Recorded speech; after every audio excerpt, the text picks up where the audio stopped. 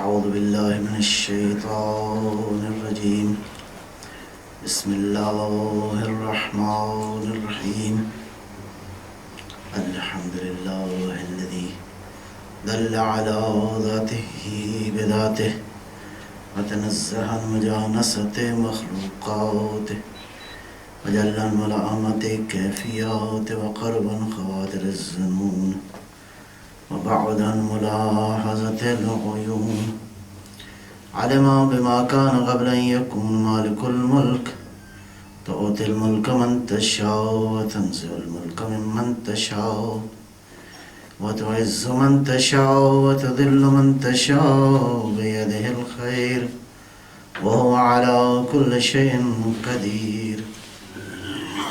والصلاة والسلام على سيدنا أشرف الأنبياء والمرسلين سيد الأبرار ونخبة الأخيار زين الرسالة والنبوة ينبوع الحكمة والفتوة نبي الأنبياء وسفي الأسفياء الذي بنوره استضاءت الأنوار واستنتارت الشموس والأقمار وبظهوره تجلت الأسرار الذي في السماء اسمه أحمد وفي الأرض بالقاسم محمد. اللهم صل على محمد وآل محمد وعلى علي ابن عمه كاشف غمه سيد الأولياء والأوصياء أسد الله الغالب غالب على كل غالب الذي حبه فرض على الحاضر والغائب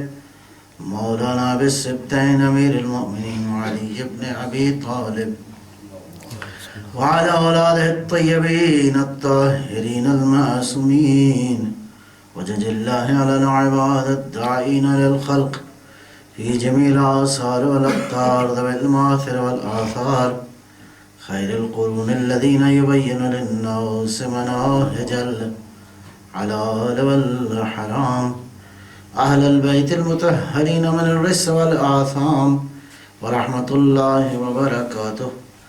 أما بعد فقد قال الحكيم بسم الله الرحمن الرحيم ألف لام ميم ذلك الكتاب لا ريب فيه هدى للمتقين.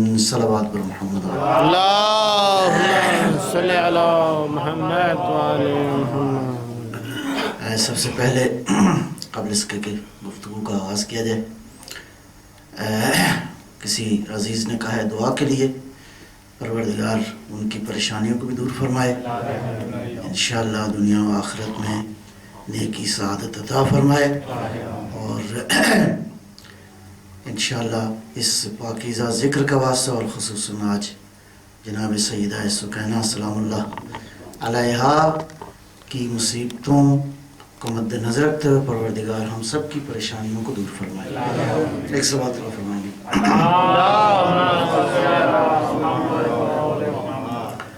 موضوع گفتگو ہے کتاب ہدایت، اور سرنامہ کلام قرار دیا ہے سورہ بقرہ کی ابتدائی آیات کو، ماشاءاللہ، اور کچھ ابتدائی گفتگو کل ہو چکی. اللہ ارشاد فرماتا ہے ذالک الکتاب، وہ کتاب لا ریب فیہ، جس کی خصوصیت یہ ہے، جس کا وصف یہ ہے، جس کی کوالٹی یہ ہے کہ لا ریب فیہ ہے، اس میں کوئی شک نہیں ہے. اور یہ کتاب ہدن للمتقین، تقوی والے انسانوں کے لیے، صاحبان تقوی کے لیے، متقین کے لیے ہدایت ہے. ذالک عرض کیا کہ یہ اس کا جو ترجمہ بنتا ہے وہ اشارہ ہے بعید کی طرف.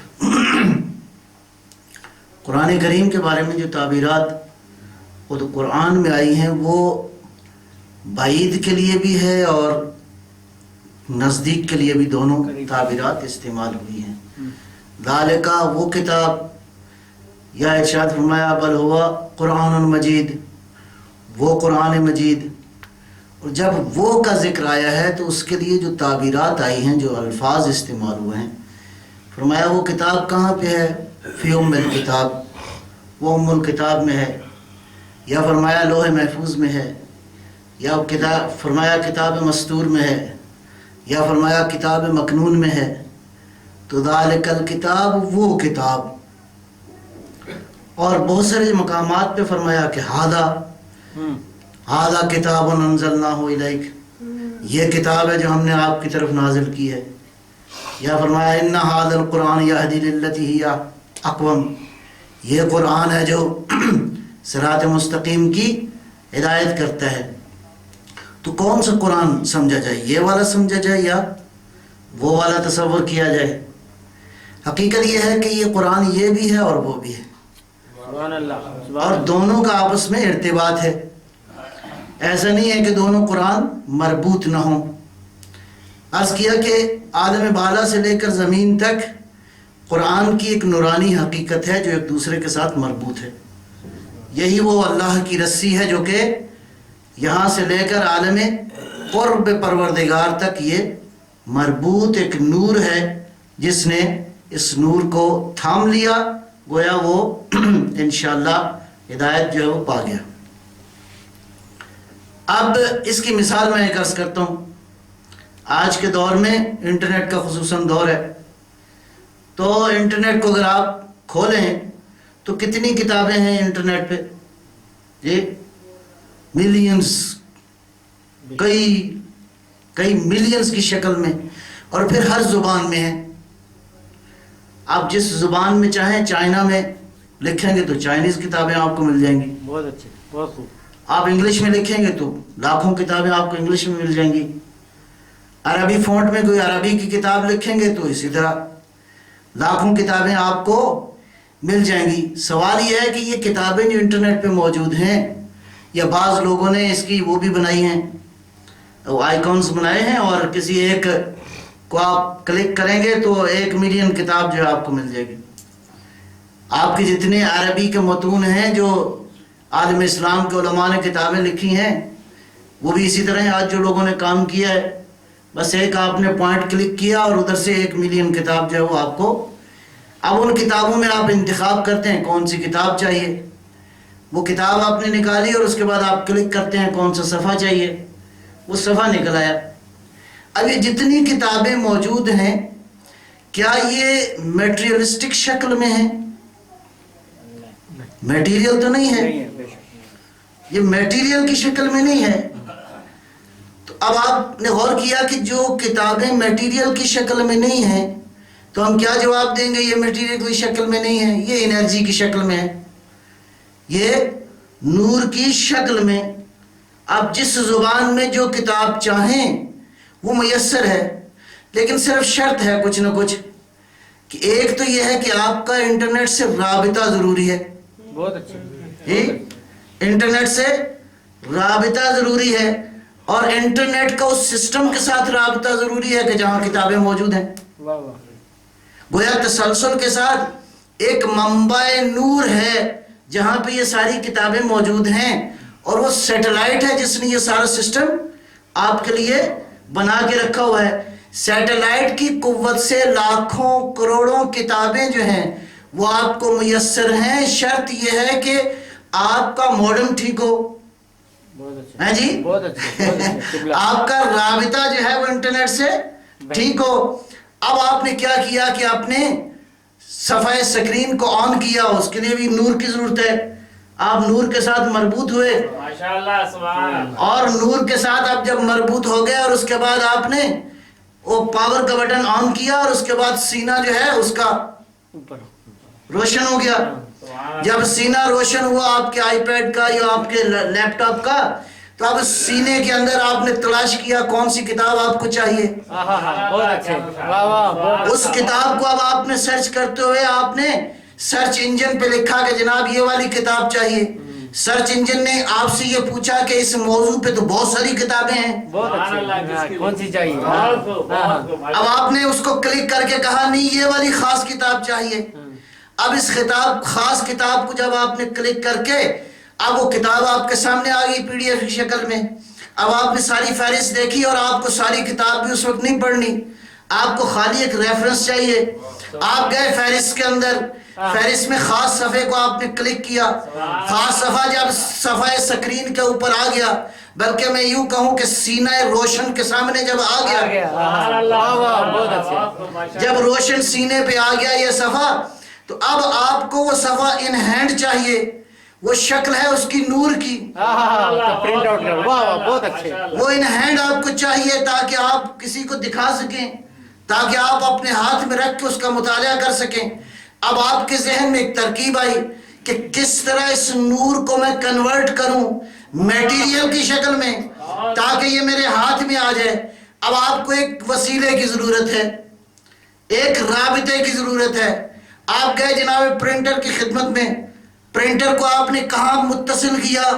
عالم نور کے ساتھ۔ واہ واہ بہت اچھے، ماشاءاللہ، آپ نے پرنٹر کو وہاں متصل کیا جہاں نور کا سارا رابطہ ہے، ساری انرجی موجود ہے، اور پرنٹر کو آپ نے آرڈر کیا کہ جناب یہ خاص صفحہ جو ہے، سارے صفحات نہیں چاہیے، پرنٹر بھی پوچھے گا بھائی کون سا صفحہ چاہیے، بہت اچھے، ماشاءاللہ، یہ صفحہ آپ کو کون سا چاہیے؟ آپ کو ایک صفحے چاہیے، دو چاہیے، پھر اس کی ایک کاپی چاہیے، دو کاپی چاہیے۔ تو یہ ساری جب پروسیسر مکمل ہو گیا تو ادھر آپ نے کلک کیا اور وہ جو نور تھا وہ منتقل ہو کے صفحے کی شکل میں، حتیٰ یہاں تک کہ ڈاٹ بھی اگر صفحے کے اوپر تھا تو وہ ڈاٹ بھی صفحے کے اوپر منتقل ہو گیا۔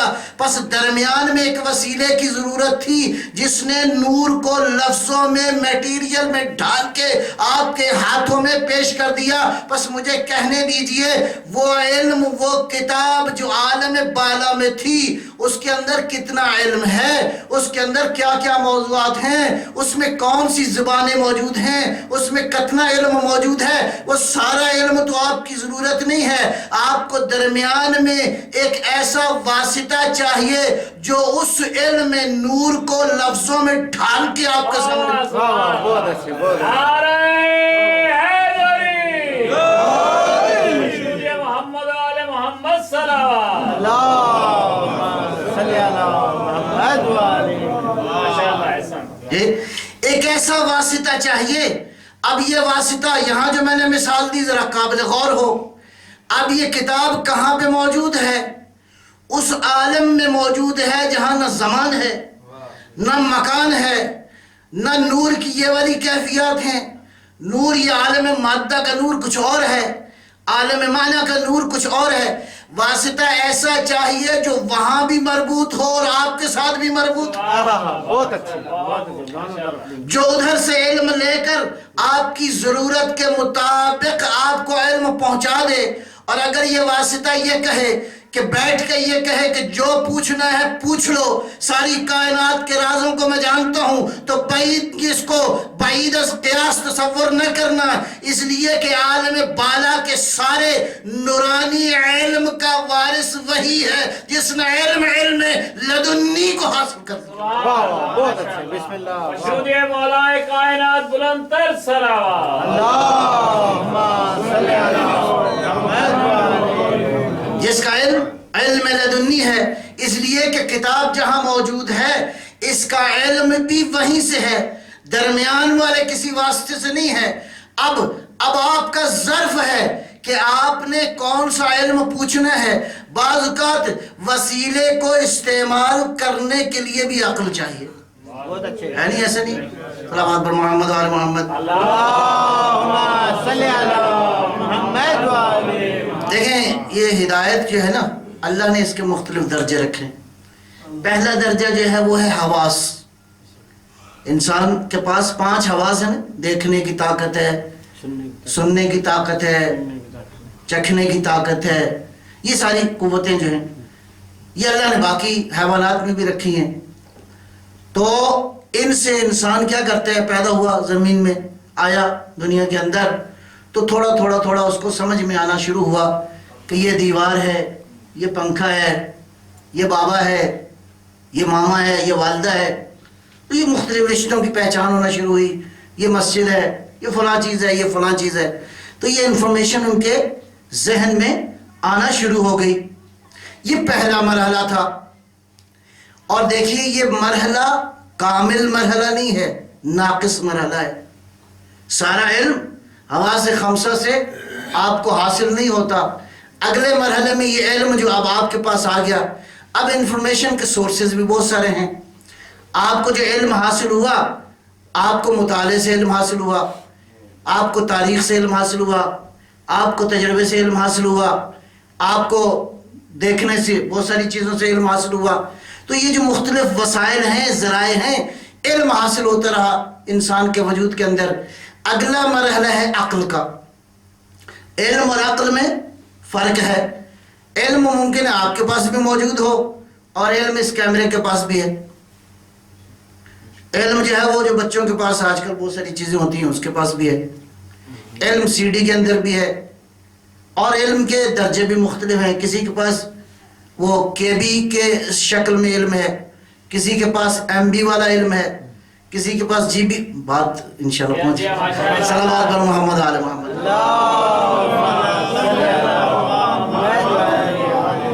کیپیسٹی پہ ڈیپینڈ کرتے ہیں نا. کسی کی کیپیسٹی کے بی ہے، کلو بائٹ ہے، کسی کی کیپیسٹی ایم بی ہے، میگا بائٹ ہے، کسی کی کیپیسٹی جی بی ہے، گیگا بائٹ ہے، کسی کی کیپیسٹی اس سے اوپر ہے، ٹیرا بائٹ ہے.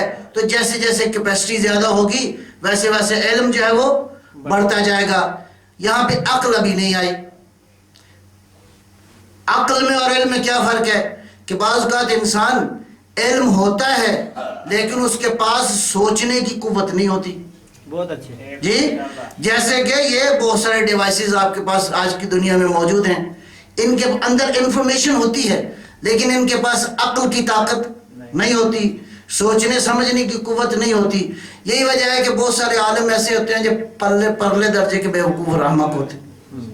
جی اور بعض اوقات یہ بھی ہوتا ہے کہ بعض لوگ بہت سمجھدار ہوتے ہیں اگرچہ ان کے پاس معلومات کم ہوتی ہیں. تو یہ انسان کے اندر یہ چیزیں جو ہے موجود ہیں.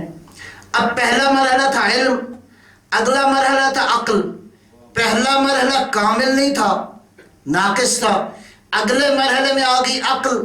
آیا عقل کامل ہے سارے معاملات کو درک کرنے میں؟ عقل بھی کامل نہیں ہے.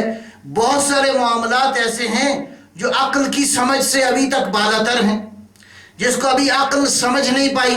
کائنات کی بہت ساری حقیقتیں ایسی ہیں. یہاں بلکہ آج کی دنیا کے اندر میں اگر عرض کروں، مثلا درد آپ کو ہوتا ہے، درد کی حقیقت ابھی تک میڈیکل سائنس دریافت نہیں کر سکی. اتنی ترقی کرنے کے باوجود بھی میڈیکل سائنس اس درد کی کیفیت کو نہیں جان سکی. بہرحال اگلا مرحلہ ہے عقل کا، اور عقل سے بالا تر پھر ایک مرحلہ ہے، وہ پروردگار نے مختلف مرحلے رکھے ہیں، وہ الہام ہے، انسان کی روحی استعداد ہے، انسان کا قلب ہے. اور اس کے بعد چلتے چلتے جو آخری مرحلہ ہے وہ وحی الہی کا ہے کہ کائنات سے بہت ساری حقیقتیں جو انسان نہیں جانتا وہ اللہ کی وحی جو ہے اس کو پہنچاتی ہے. تو یہ مختلف مرحلے ہیں، ہر مرحلہ ناقص ہے. اور اس کے علاوہ کائنات میں جیسے عرض کیا آپ کی خدمت میں، کائنات کے اندر جو کچھ آپ کو مل رہا ہے اللہ نے اس کے لیے وسیلے بنائے ہیں. اور یہ وسیلے ایک اور بہت بڑی خوبصورت بات ہے، یہ زوجیت کی شکل میں ہے. ماشاءاللہ. صلوات بر محمد آل محمد.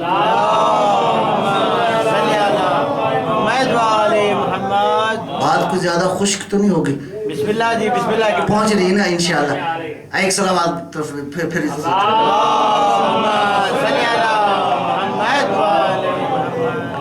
زوجیت کا مطلب ہے دو. جی جیسے مذکر اور مؤنث ہے، یہ بھی زوجیت کا تصور ہے. جیسے نیگیٹو اور پازیٹو ہے، یہ نیگیٹو اور پازیٹو اگر نہ ہو تو یہ بجلی آپ کو نہیں ملتی. ٹھیک ہے جی. اسی طرح کائنات کے اندر باقی سلسلے بھی اسی طرح ہیں. اگر مثال کے طور پر اس زمین کے اندر جو کچھ آپ کو مل رہا ہے یہ دو کی وجہ سے مل رہا ہے، ایک سورج ہے اور ایک چاند ہے. اگر ان میں سے ایک ضد کر جائے، کہے کہ آج میں نے نہیں کام کرنا، جناب چاند یہ کہیں کہ میں چند منٹ کے لیے ریسٹ کرنا ہے، تو وہ جو چند منٹ کافی ہے کہ ساری زمین جو ہے وہ جل کے راکھ ہو جائے. اور اگر سورج کہے کہ ایک سیکنڈ کے لیے میں نے بھی تھوڑا سا ریسٹ کرنا ہے، تو اگر سورج تھوڑی دیر ریسٹ کرے تو سب جہاں ہیں وہیں پہ کھڑے ہو جائیں، سارے کے سارے برف بن جائیں. اس کا مطلب ہے جب تک دو نہ ہو اللہ کا فیض نہیں ملتا. بہت اچھے، واہ واہ، بہت اچھے. جب تک دو کامل نہ ہو اللہ کا فیض اس کائنات میں میسر نہیں آ سکتا. یہ چاہے کہیں بھی آپ فارمولا اپلائی کر لیجئے، دو کا ہونا ضروری ہے. پس مجھے کہنے دیجئے جب ہدایت بھی چاہیے تو دو چاہیے، کتاب بھی چاہیے اور صاحب کتاب بھی چاہیے. یہی وجہ تھی کہ پیغمبر دو چھوڑ کے گئے تھے، ایک نہیں چھوڑ کے. بہت اچھے، واہ واہ واہ. ماشاءاللہ. ایک صلوات مشہور محمد و آل محمد صلوات.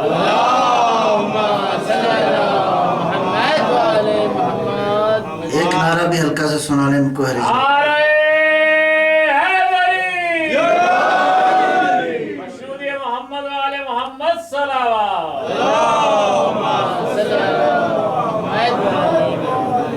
اب ذالکہ کا مسئلہ تھوڑا سا واضح ہو گیا. اب آگے چلتے ہیں. الکتاب، یہ الکتاب جو ہے اس کو کہتے ہیں یہ روٹ ورڈ ہے، مصدر ہے. اس سے مختلف الفاظ نکلتے ہیں.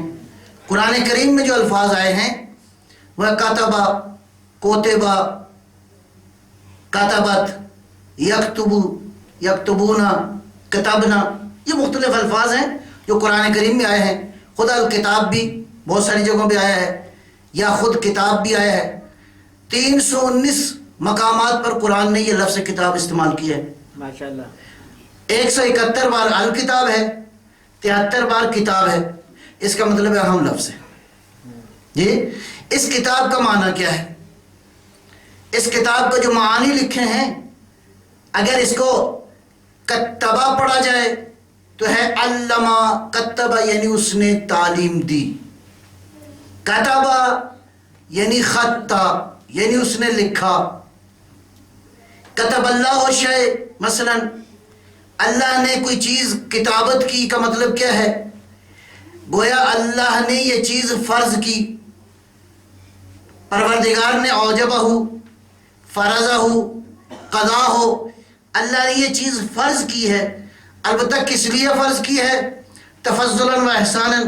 یہ چیزیں اللہ نے اس لیے فرض کی ہیں تم پہ احسان کرتے ہوئے، نیکی کرتے ہوئے. اس کا مطلب یہ ہے کہ شریعت میں جو کچھ پروردگار نے تم پہ فرض کیا ہے وہ تمہاری ترقی کے لیے ہے، وہ تمہاری ہدایت کے لیے ہے، تمہارے فائدے کے لیے ہے. جو فائدے کے لیے تھا اس کو فرض قرار دے دیا، جو نقصان تھا اس کو حرام قرار دے دیا. جتنے بھی احکام شریعت کے آئے ہیں تابعۃ للمصالح والمفاسد. جو چیز درست تھی پروردگار نے کہا کہ یہ کرو، جو چیز درست نہیں تھی، جس کا آپ کو فائدہ نہیں تھا، اس سے روک دیا، فرمایا کہ یہ نہ کرو. اسی طرح اسی کتاب کے جو مختلف معنی ہیں ان میں ایک اجل بھی ایک معنی ہے یعنی موت، ایک معنی قدر ہے یعنی قدر یعنی اندازہ، قضاء و قدر کے حوالے سے. تو یہ مختلف معنی ہیں، میں زیادہ تفصیل میں نہ جاؤں. یا اسی طرح سورہ بینہ میں فیہا کتب قیمہ، کتب سے مراد احکام الہی ہیں، کتب سے مراد صحیفے ہیں، کتب سے مراد رسالے ہیں، وہ صحیفے جو اللہ تعالیٰ نے انسان کی ہدایت کے لیے نازل کیے. اب اس ساری گفتگو کا اگر نتیجہ نکالا جائے تو ذالک الکتاب کا معنی کیا ہوا؟ کہ وہ کتاب، یا جب قرآن کہتا ہے ان ھذا الکتاب یا ھذا کتاب انزلناہ ھذا الکتاب، اس کتاب کو ہم نے نازل کیا ہے، تو ایسا ہے کہ وہاں بھی لکھی ہوئی ہے، یہاں بھی لکھی ہوئی ہے. اس کا مطلب ہے کائنات کا منصوبہ پہلے سے تحریر شدہ ہے، وہاں نورانی شکل میں ہے، یہاں لفظوں کی شکل میں ہے. صلوات بر محمد و آل محمد.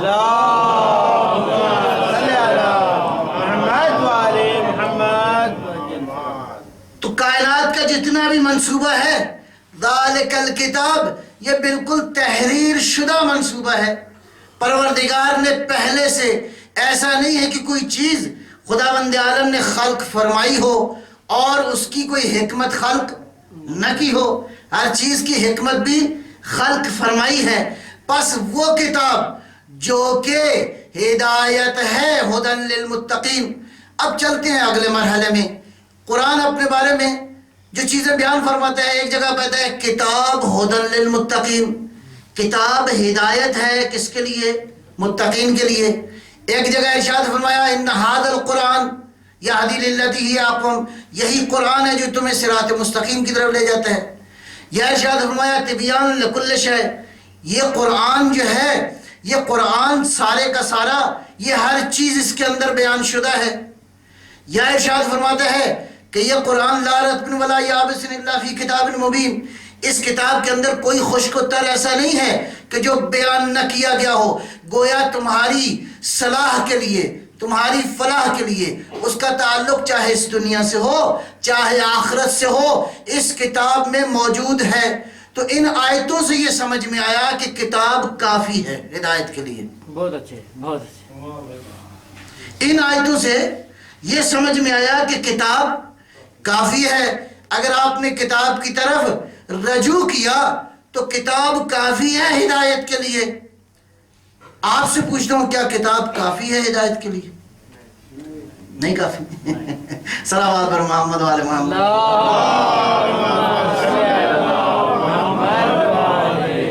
اب یہاں پہ ایک بنیادی اصول سمجھ میں آتا ہے، وہ کیا کہ دیکھو، کسی موضوع کو اگر سمجھنا چاہو تو قرآن کی کسی ایک دو آیتوں سے کوئی عقیدہ نہ بنانا، سبحان اللہ، ماشاءاللہ۔ کسی ایک یا دو آیتوں سے عقیدہ نہ بنانا، اگر بناؤ گے تو گمراہ ہو جاؤ گے۔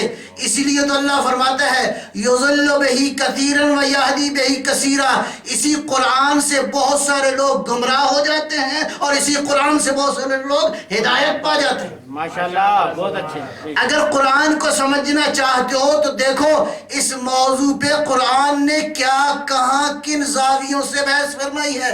یہ جو اللہ کی تجسیم کا فلسفہ لوگوں نے عقیدہ قائم کیا کہ جب جہنم کہے گی حل من مزید تو پروردگار جو ہے اپنی، نعوذ باللہ، نعوذ باللہ۔ یہ نتیجہ کہاں سے آیا؟ یہ لوگوں نے قرآن ہی سے سیکھا، قرآن نے بیان کیا۔ قرآن نے مثلا یہ الفاظ استعمال کیے، ید اللہ مع الجماعت، ید اللہ فوق ایدیہم، اللہ کا ہاتھ سب ہاتھوں کے اوپر ہے، اللہ کا ہاتھ جماعت والوں کے ساتھ ہے۔ یا ارشاد فرمایا کل شیء ہالک الا وجہہ، ہر چیز ہلاک ہو جائے گی لیکن اس کا چہرہ باقی رہے گا۔ اور اس سے اندازہ لگایا لوگوں نے کہ اللہ کی کرسی بھی ہے۔ ایک صاحب میں نام نہیں لیتا، ممبر پہ بیٹھے تھے، تاریخ میں بڑا نام ہے، ممبر پہ بیٹھے تھے تو فرمانے لگے کہ اللہ تعالیٰ ہر شب جمعہ جو ہے وہ آسمان عرش سے آتا ہے پہلے آسمان کے اوپر اور پھر اسی طرح واپس چلا جاتا ہے۔ تو کسی نے پوچھا حضور کیسے آتا ہے اور کیسے جاتا ہے؟ تو وہ ممبر سے نیچے اتر کے کہا ایسے آتا ہے۔ اور جاتا کیسے ہے؟ کہا یہ میں اوپر جا رہا ہوں، ایسے جاتا ہے۔ تو یہ جو تصور قائم ہوا قرآن کریم کے ان لفظوں سے ہوا۔ ان لفظوں کی وجہ سے کہیں اللہ نے کرسی استعمال کیا ہے، کہیں پروردگار نے عرش استعمال کیا ہے، کئی لفظ کتاب استعمال کیا ہے۔ تو ہم نے اس کو کس اینک سے دیکھا؟ ہم نے اس کو کس اینک سے دیکھا؟ اپنی اینک سے۔ ہماری اینک ہے حواس خمسہ والی اینک۔ جب ہم نے حواس کی اینک سے دیکھا تو ہمیں یہ سمجھ میں آیا کہ یہ کتاب جس کے اندر چہرہ بھی موجود ہے، ہاتھ بھی موجود ہے، اس کا مطلب ہے باقی باڈی بھی ہوگی۔ لہٰذا ہم نے عقیدہ بنا لیا کہ پروردگار اپنی ٹانگ اگر اس نے جہنم نے تو اب ہم نے خدا کے جسم کا قائل ہو گئے۔ اب ہم نے سمجھا تھا کہ کتاب کافی ہے، اس لیے کہ ہم نے اپنی آنکھوں سے دیکھا۔ اللہ یہ کہہ رہا ہے اپنی آنکھوں سے دیکھو گے تو گمراہ ہو جاؤ گے۔ ان آنکھوں کو جن کو دیکھنے کے لیے ہم نے بھیجا ہے اس کے واسطے سے دیکھو گے تو قرآن کی حقیقت سمجھ میں آئے گی۔ اس لیے امیر المومنین علی بن ابی طالب ارشاد فرماتے ہیں استنطقوہ، قرآن سے کلام کرو، قرآن سے نطق کرو، قرآن سے گفتگو کرو، لن ینطقوہ، اور اگر تم نے قرآن سے گفتگو کرنے کی کوشش کی لن ینطقوہ، تم قرآن سے ہرگز گفتگو نہیں کر سکتے۔